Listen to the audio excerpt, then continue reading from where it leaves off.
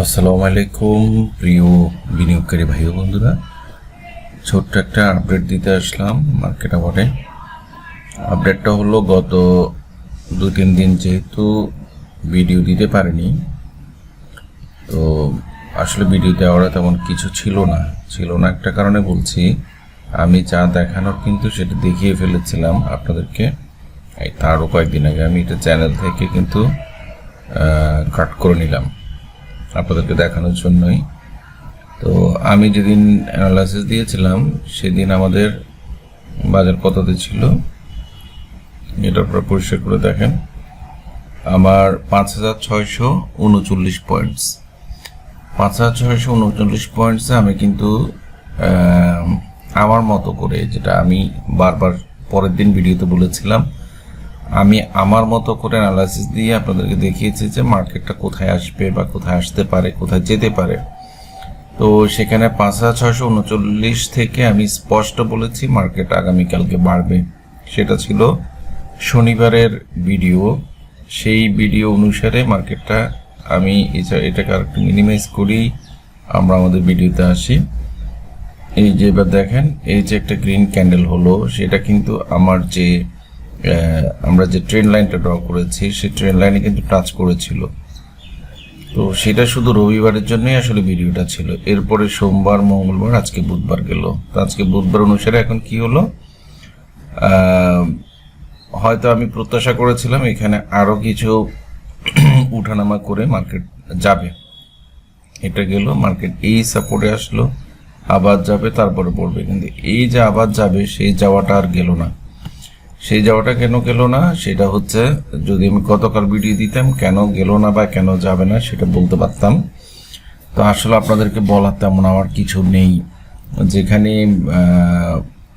Market condition পুরো, আমি আবারও বলেছিলাম পুরো ভিডিওটা না দেখে আপনারা কমেন্টস করবেন না, কমেন্টসে যাবেন না।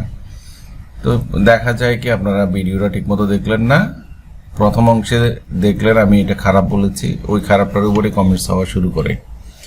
ভাই আমার ভিডিওরও দরকার নাই, কোনো কিছুর দরকার নাই। আর এক পণ্ডিতই তো বলছে আমাদেরকে ভিডিও না দিলে আপনি যে মাসে 5 লাখ টাকা ইউটিউব থেকে ইনকাম করেন সেটা হবে না। তো সেটা না হয় নাই হলো।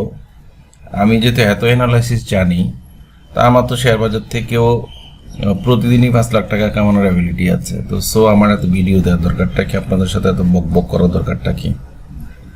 এটা ছাড়াও ব্যস্ততা যেটা বেড়েছে, আপনারা হয়তো বলবেন যে আমাদেরকে আপনি হতাশ করছেন বা আমাদেরকে অ্যাভয়েড করছেন।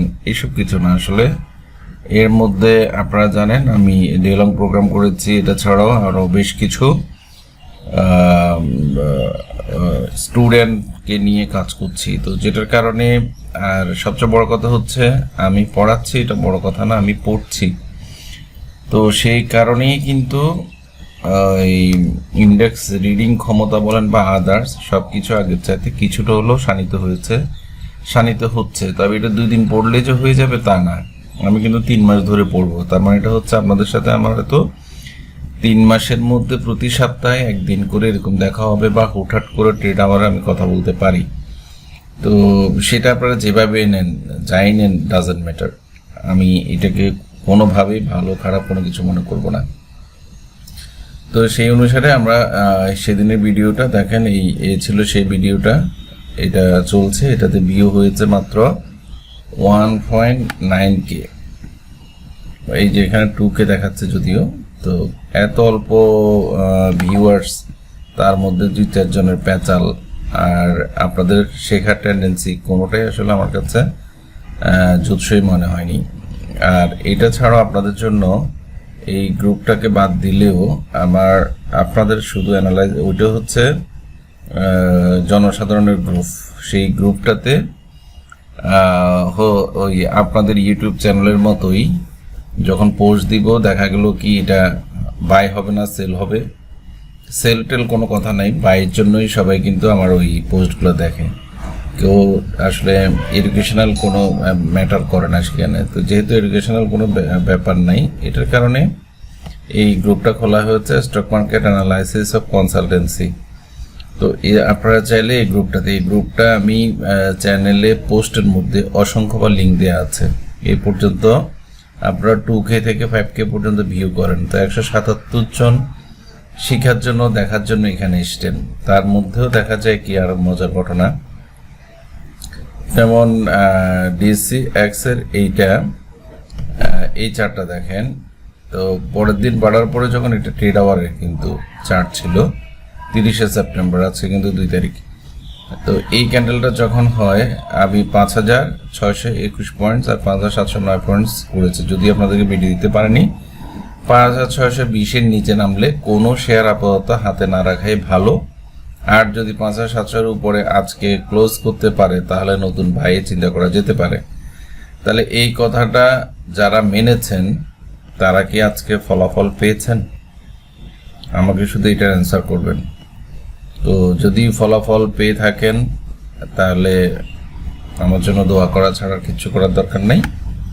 অন্তত অ্যাটলিস্ট ওই গালিগালাজ থেকে আপনারা মুক্ত থাকেন, নিজেদেরকেও ভদ্রতার মধ্যে রাখেন নিজেদেরকে। এই হচ্ছে সেই ঐতিহাসিক 5620 পয়েন্টস। তাহলে পড়ে তার গতকালকেও পড়েছে, আজকেও মোটামুটি যথারীতি 5470।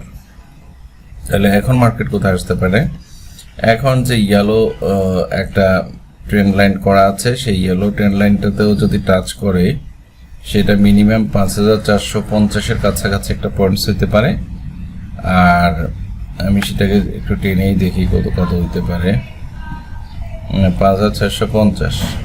তো সেটা যদি 5450 হয়, মার্কেট যে গতিতে পড়ছে বা যেভাবে যাচ্ছে মার্কেট এক্স্যাক্টলি আমি যে ইয়েলো জোনটা ড্র করেছি সেটার যে মিডল পয়েন্ট 5344, এইসব জায়গা পর্যন্ত আসলেও অবাক হবার কোনো হব না। তবে সেটাকে একদিনে আসবে, একসাথে আসবে না। এই যে ইয়েলো ট্রেন্ড লাইনটা এটা কিন্তু খুব স্ট্রং একটা সাপোর্ট জোন, তার মানে এটা হচ্ছে 5450।